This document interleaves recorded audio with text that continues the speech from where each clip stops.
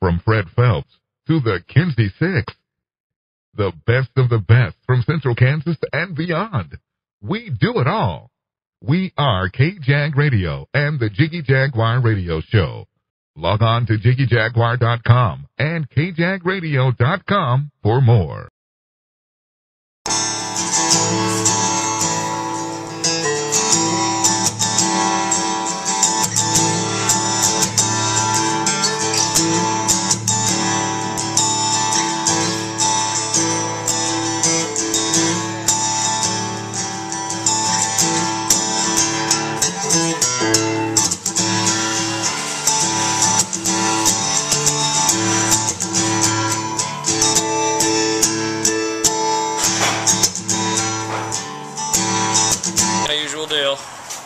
Back here on KJagRadio.com, I'm Jiggy Jag, Jigman Freud, out here at the Metro in the great Salt City of Hutchinson, Kansas.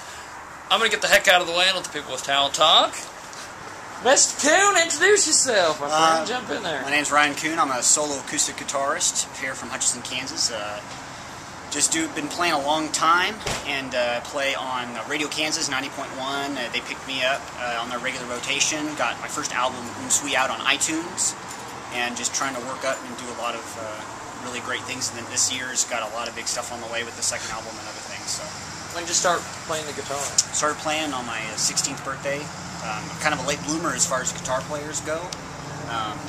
But I really strive to achieve something great with my techniques and things. And I pushed myself really, really hard compared to, I'd say, the average guitar player, spending more of the 4 to 6 hours a day rehearsal versus the standard 30 minutes that a lot of average players play, but really pushed it. That's cool. Well, I noticed during the performance you switched out guitars several times. Was there a reason? Is there certain songs you play better on different guitars? Or what's there's kind of a lot of people don't know that guitars, depending on how it's built and constructed, I play a lot of my material is played in the, it's a tuning called Dadgad. It's a drop tuning that more of the metal crowd would be used to, but I play it with this solo tuning. When you do that, the bigger guitar works a lot better for that, and the other, they're very, very different. So one of them I use in a regular guitar tuning, and the other one's this drop D80 GAD tuning that the nerds will understand. All of the music folks. So, but yeah, that's the reason for using the double guitars is you don't. The tunings are so far away from each other, you can't. If I detune that guitar every time, it would really mess it up. So it's the best to have separate instruments for the separate extremes. Oh, that's cool. So is guitar the only instrument you play, or do you do? I've dabbled in many things. I studied low brass classically for many years. That's where I learned a lot of my music from. But I actually play ukulele and a lot of other strange, and they're really fun. But this is my true passion that I've really embraced. So. That's cool. Well, tell me about the latest album that you're working on, or that you're getting ready to put out. It's called The Way. Everything that I do is based off of a guitar style that's really unheard of. It's called Zen guitar, and it's based off Buddhism. And I'm a Buddhist. I'm not like an active monk, obviously. I have hair and things, but no robes or anything. But there's different levels. That'd be a cool gimmick. You could do the whole guitar playing monk thing. There's different levels of it, but I like to. There's a lot of the meditative state that we reach as musicians, and it's about harnessing that and using that to write music with more of a free-form writing style. So that's cool.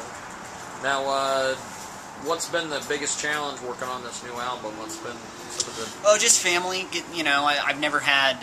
I've been single forever, and now I'm getting married and stepkids, and, I bought a house and working on the house and just life.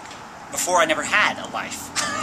As funny as that sounds, I just lived in my little cave and wrote music, so that's basically that was the major challenge with writing this album and trying to embrace what I wanted to do with my sound and with my sound arc. The first album was like my introduction. It's entitled Un Sui, which is translated to English means student of Zen. That's cool. And so I was the student, and now I'm more at an intermediate level in that style, and all the pieces are way more complex. And my technique has gotten a lot better, so it's a progression. That's cool. Now, with your stuff that you're doing out here and some of your other places that you're playing, do you change the performance at all, or is it one thing? And just... No, like tonight, I normally I play one guitar, like I do my standard set. It's like set, block, 15-minute break. Tonight I just switch guitars randomly. I've never done anything like that before.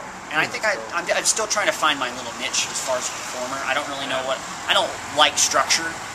So I just have all the songs down, and I literally, like a shopping list, I played a song and I put a check mark on it. And I just randomly picked another one and I checked that one. So I'm trying that now, and I think that's a little more freeform, a little more fits my personality and what I'm doing anyways. So yeah, I try to write new material and get it ready for the shows, but it's been a slow process. But and then some of the new music I'm working on now is actually technically for the third album, which I haven't recorded the second album.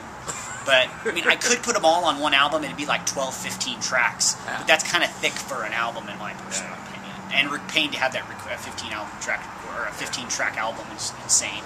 So I'd rather do 8 to 10 and leave the rest for the album number 3. So that's cool. So, how did you get picked up by Radio Kansas? That's kind of a cool deal. I had some friends who were into that, and they talked to Ken Baker, the director of Radio Kansas. He's a great dude. He all of a sudden, one of my first acoustic shows ever. I got back from the East. I was on the East Coast playing guitar, and I'm from Hutch, but I went up there for a year just to get out and experience the world. And I came back a lot grown and mature, ready to handle this actual guitar business. And I played an acoustic show downtown, and all of a sudden, this group of people walk in. I don't know who they were. It was the director of Radio Kansas, the director of Night Crossings program, like all these people. And they walk in, and they heard me play. Afterwards, they said, "You need to come in, record all your music for free. We're gonna put you on the regular rotation. We're gonna bring you in for a live radio interview. We're gonna let you play concerts." I was like, "Holy crap!" So like that's my first really like. Once that happened, I got so motivated to really progress this into something. So that's cool. Well, I heard you mention something about Wichita River Festival or something. Well, I don't. I'm working on it. They haven't notified any bands yet. I'm sending in festival applications to Walnut Valley, which is a fingerstyle acoustic festival. Wichita River Festival has a lot of. They need the solo artists for little nook and cranny performances throughout the walk. So I sent my application in, and hopefully they'll pick me and to get to play. I think I have a pretty good chance. That's cool. Well, before I let you go, mention the website and where we can find you. Just usual places. You can find me on Facebook. Just Ryan Coon on Facebook. I have an artist page and my personal page. They'll both pop up. But the artist page is just Ryan Coon on Facebook. MySpace it's MySpace page. You search for Ryan Coon on there, and that's got all my tracks. I have a YouTube page. You can search for my name on YouTube, and it'll come on my YouTube page. I have several performance videos on there. As well as on iTunes.com and Ryan Coon and CD Baby. You can download on both iTunes and CD Baby my digital album. That's cool. Good stuff, man. Thanks, sir. Thanks for doing this. Sorry, we're walking behind me. Thanks to Ryan Coon, and thanks for watching KJagradio.com.